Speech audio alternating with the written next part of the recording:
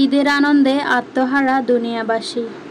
অন্যদিকে রামাদান বিদায় হবে ভেবে কান্নায় মগ্ন কবরবাসী। জিজ্ঞেস করা হলো সেজদার ক্ষমতা কতটুকু?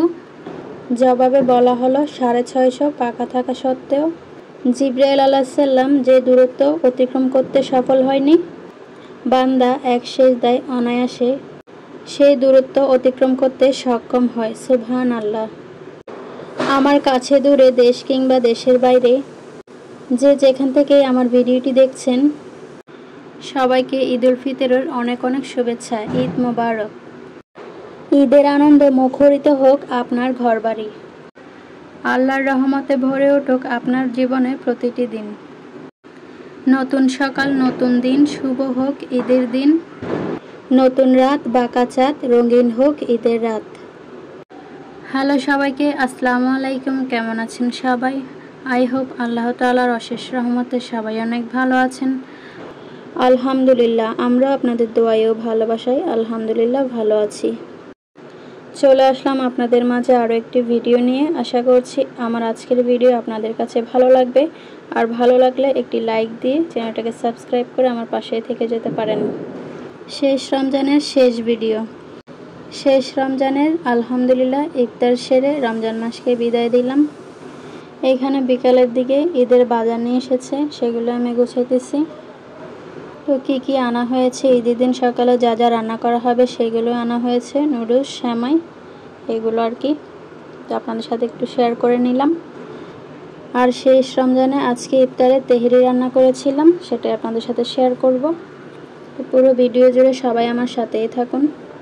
মধ্যবিত্ত পরিবারের মেয়ে বউদের ঈদের মার্কেট করার কোনো বাজেট থাকে না, কোনো রকম হলেই চলে।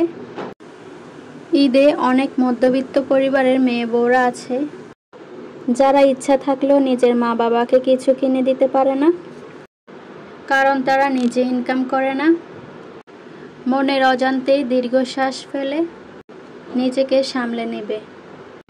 মধ্যবিত্ত পরিবারের মেয়ে বউদের ঈদের কেনাকাটা বলতে কিছুই থাকে না। তো কথা বলতে বলতে চলে আসলাম তেহারি রান্না করার জন্য। এখানে পোলাও চালগুলো আমি সরষের তেলে খুব ভালোভাবে ভেজে নিয়েছি। চালগুলো ভাজা হয়ে গেলে এখানে আমি মুরগির মাংস রান্না করে রেখেছিলাম। রান্না করা মুরগির মাংস দিয়ে দিলাম, সাথে ভেজে রাখা আলু দিয়ে দিলাম। আলুগুলো আমি আগে থেকে ভেজে রেখেছিলাম। এই পর্যায়ে এসে সব কিছু একসাথে ভালোভাবে নেড়েচেড়ে মিশিয়ে দেওয়ার পর দিয়ে দিলাম গরম পানি। ফুটিয়ে রাখা গরম পানি দেওয়ার পর খুব ভালো করে নেড়েচেড়ে দিয়ে ঢাকনা দিয়ে ঢেকে দেব। স্বাদ অনুযায়ী লবণও দিয়ে দিলাম। কিছুক্ষণ পর ঢাকনা খুলে একবার দেখে নেব। অফ ক্যামেরায় কয়েকবার আমি নেড়েচেড়ে দিয়ে রান্না করে নিয়েছি। আমার তেহারি রান্না করা হয়ে গেছে। এখন আমি একে একে পরিবেশন করে নেব। আমাদের আজকের ইফতারে তেহারি ছিল, সাথে একটা করে ডিম ছিল সবার জন্য। এখন আমি একে একে সবগুলো নিয়ে যেতেছি। সাথে কিছু সালাদ কেটে নিয়েছি। আর এখানে ব্রয়লার মুরগির মাংস রান্না করেছি আলু দিয়ে, সাথে ছিল তরমুজ। ইফতারের ঠিক আগ মুহূর্তে সব কিছু আমি নিয়ে যেতেছি। আর সাথে এখানে রেখেছি আজকে জুস। তো সব কিছু আমি একে একে নিয়ে আসলাম। তেহারি দিয়ে আজকে শেষ রমজানের ইফতার করলাম আলহামদুলিল্লাহ। আমাদের আজকে শেষ রমজানের ইফতারে এটাই ছিল। তো ভিডিওটা আর বেশি বড় করব না। ভিডিওটা কেমন লাগছে সবাই কমেন্ট করে অবশ্যই জানাবেন। ভালো লাগলে একটি লাইক অবশ্যই দিবেন। সবাইকে আবারও ঈদের শুভেচ্ছা। ঈদ মোবারক।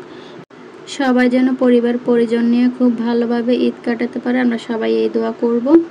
তো আজকের ভিডিওটা এই পর্যন্ত। সবাই ভালো থাকবেন, সুস্থ থাকবেন, আর আমাদের জন্য সবাই মন থেকে দোয়া করবেন। আল্লাহ হাফেজ সবাইকে।